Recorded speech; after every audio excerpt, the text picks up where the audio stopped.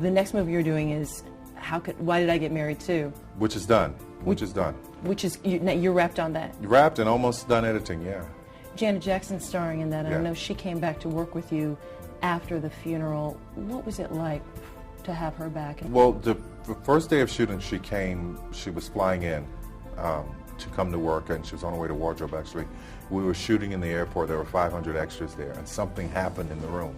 I'm in the scene. I don't know what happened, but I feel the energy drained out of the room. Just with all of these people, I'm like, what's going on? So they pull me aside. They say that Michael had been rushed to the hospital. So I immediately tried to call her, and then they tell me that he was in a coma, and then 5 minutes later, CNN had reported that he died. So I spoke to her, and she was very strong, just very strong, very quiet, very solid, like her mother. And she flew to L.A. to be with the family, and she came to work every day. I think it was a perfect time for her because she needed some place to vent and release, and her character was going through so much.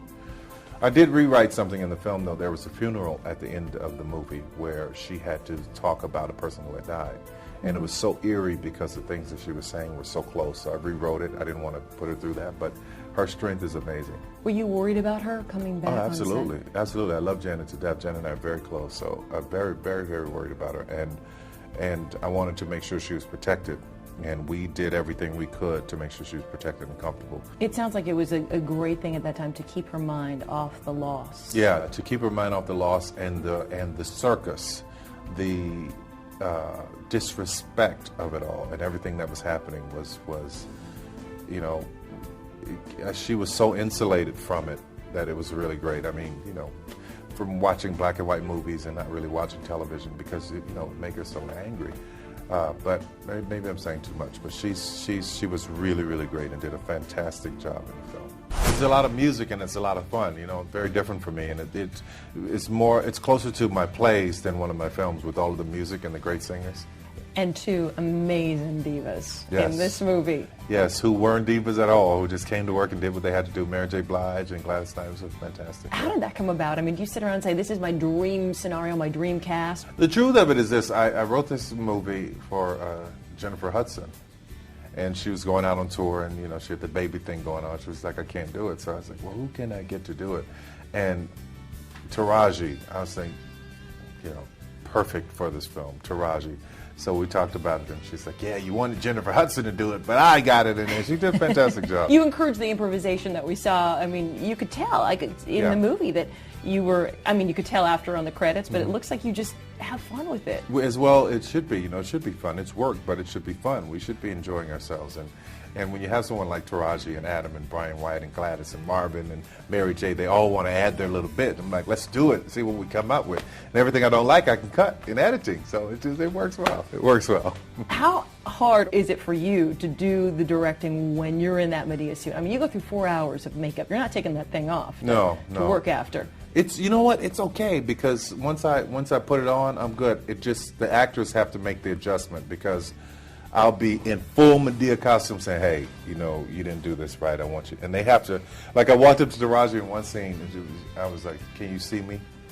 I'm standing there in the costume. She's like, can you see me? Look at my eyes. She's like, yeah, I see Tyler. I was like, okay, well, this is what I want you to do. You know, I have to make sure they can see me. Sure. Right. Yeah. You're now one of the most powerful and influential filmmakers in Hollywood. Am I? Yes, you are, with your own studio. But I know that it hasn't always been an easy road for you. Yeah. Who do you credit with supporting you, or the people, person or people, through those ups and downs? Truly my faith in God, because I go back through my life and I try to find one person, or this person or that person, who I can say has been there through it all. And it goes back to my faith in God, because there's always been a time where someone, no matter how much they cared or how much I loved them, they weren't there. Right. So it's truly about that, and that has been consistent in my life since childhood. I know Oprah has been incredibly influential on you. Sure. I mean, in my early 20s, you know, seeing Oprah, her show, and her saying it was cathartic to write things down, started me on the journey of writing and letting me know I could. So to have her even now as a friend has been really great for me in so many ways because nobody tells you how to deal with this. It's great to have somebody who's been through it 10 times worse than anything you've ever felt in this business, and to have her be there to guide is really great.